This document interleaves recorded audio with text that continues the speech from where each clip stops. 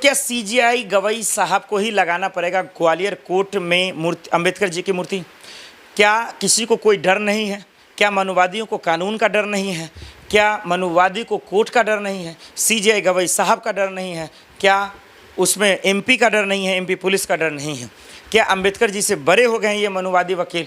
क्या वाकई में जो लोग विरोध करने वाले हैं, क्या उनकी संख्या बहुत ज़्यादा हो गई है? आखिर ये लोग कौन हैं? क्या वकील के शक्ल में, या फिर एडवोकेट के शक्ल में, या वर्दी के शक्ल में, क्या ये गुंडे भरे पड़े हैं? क्या अंबेडकर जी का विरोध करने वाले आखिर पैदा कैसे हो सकते हैं इस देश में? क्या मनुवादी ज़्यादा हावी हो रहे हैं?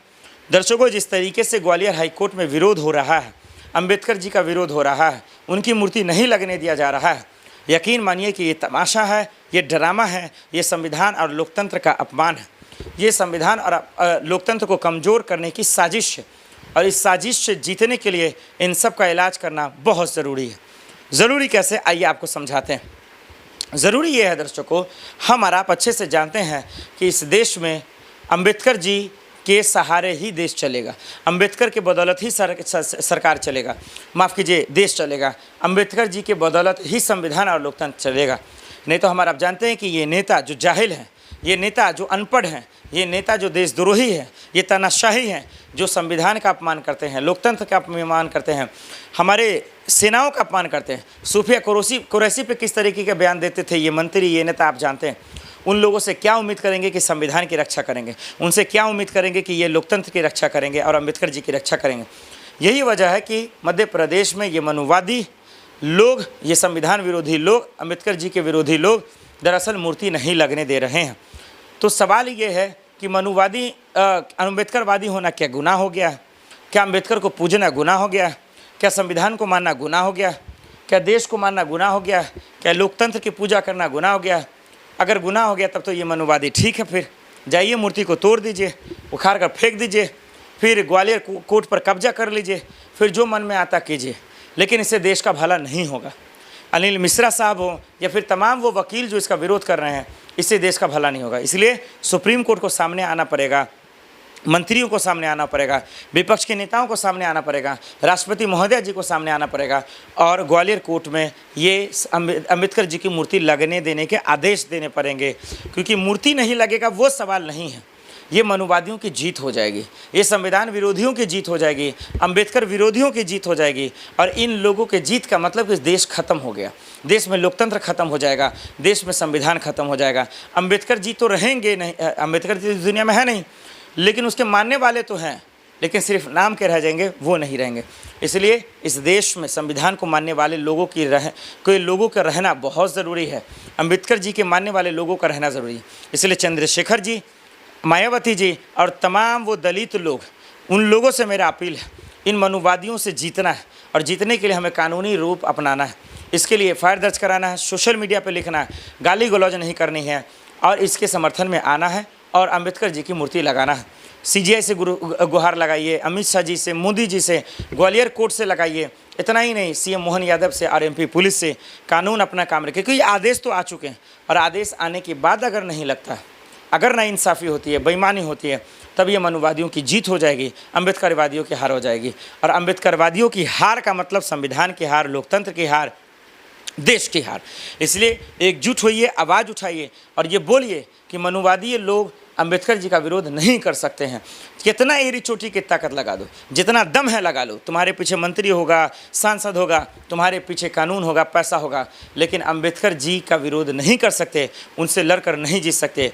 ग्वालियर कोर्ट में मूर्ति लगेगी, चाहे राष्ट्रपति जी लगाएं या सीजीआई खन्ना साहब लगाएं या फिर सीजीआई गवई साहब लगाएं, कोई भी लगाएं, लेकिन मूर्ति लग कर रहेगी, अंबेडकरवादियों की जीत होगी। अंबेडकर मूर्ति के दुश्मन इस देश में जो पैदा हुए हैं, उसका इलाज सिर्फ और सिर्फ सलाखों के पीछे। वो अनिल मिश्रा, आखिर वो वकील कैसा है? क्या वो इस देश का नहीं है जो अंबेडकर की मूर्ति का विरोध कर रहा है? ये अनिल मिश्रा का इलाज क्या है? ये मनुवादी तो नहीं है, क्या ये अंबेडकरवादी तो नहीं है? अगर है तो फिर अंबेडकर जी का विरोध कैसे कर रहा है, या फिर अंबेडकर को मानने का नाटक कर रहा है? क्या ये ढोंग तो नहीं कर रहा? ग्वालियर हाईकोर्ट का मामला क्या है? आखिर क्यों इसमें एमपी, ये ग्वालियर तक का मामला, ये मध्य प्रदेश का मामला दिल्ली तक कैसे आ गया? ये बिहार चुनाव तक कैसे आ गया? कभी प्रधानमंत्री जी, कभी अमित शाह जी, तो कभी कोई, आखिर क्यों अंबेडकर जी का विरोध कर देते हैं? आखिर क्यों उनके दुश्मन बने पड़े हैं? आखिर इस तरीके के घटना हो रहे हैं? हम बात करेंगे कि ग्वालियर में मूर्ति कैसे लगेगी, वो वकील गिरफ्तार कब होंगे जो दरअसल जो है अंबेडकर की मूर्ति का विरोध कर रहे हैं, और इस पर विपक्ष नेता क्या करेंगे? राहुल गांधी वहाँ कब जाएंगे? अमित शाह जी कब जाएंगे? मोदी जी ग्वालियर कोर्ट में कब जाएंगे मूर्ति लगाने?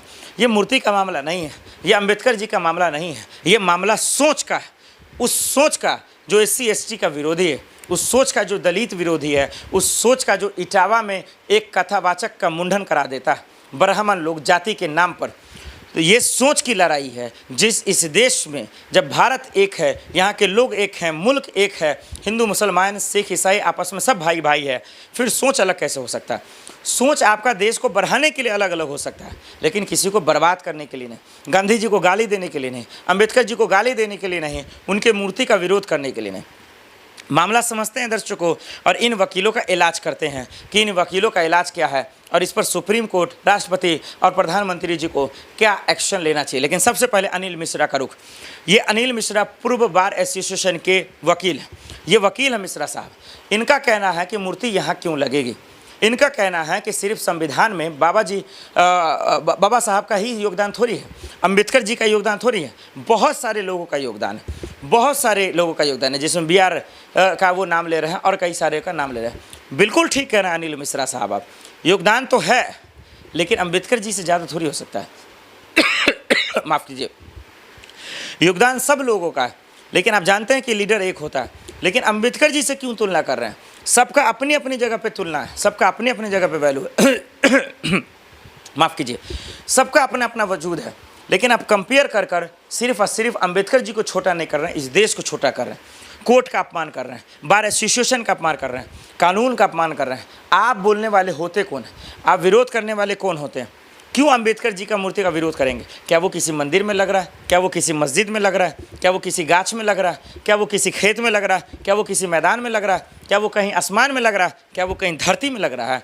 वो ऐसी जगह पे लग रहा है जहाँ संविधान की पूजा की जाती है, जहाँ संविधान की बात की जाती है, जहाँ कानून व्यवस्था की बात की जाती है।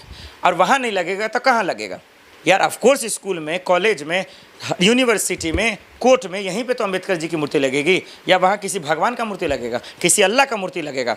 तो अनिल मिश्रा साहब, मेरी आपको चुनौती है कि आप जिस तरीके से विरोध कर रहे हैं, ये सिर्फ MP पुलिस आपको बचा रही है, ये CM मोहन यादव आपको बचा रहे हैं। नहीं तो अगर वहाँ पे ईमानदार, अगर गांधी जी यानी देश को मानने वाले, स्वतंत्रता सेनानी को मानने वाले होते, लोकतंत्र को मानने वाले होते, अगर संविधान को मानने वाले होते, तो अनिल मिश्रा साहब आज आप जेल होते, आपकी जगह आज सलाखों के पीछे होती। ये जो आपकी हेकरी है ना, ये निकल जाती। ये जो आप संविधान का विरोध कर रहे हैं ना, क्योंकि अंबेडकर जी का विरोध संविधान का विरोध है, आपका इलाज हो जाता, आपका दिमाग ठिकाने आ जाता और आपको सलाखों के पीछे भेज दिया जाता। लेकिन आज आप बचे हुए हैं क्योंकि कहीं ना कहीं सरकार में बैठे लोग आपका समर्थन कर रहे हैं। आप बचे हुए हैं क्योंकि मनुवादी लोग आपका समर्थन कर रहे हैं। इसलिए ग्वालियर कोर्ट में मूर्ति कैसे लगेगी वो अब हम आपको बताते हैं, और लगाएगा कौन, उसका नाम सुनकर आप चौंकेंगे नहीं, हैरान हो जाएंगे।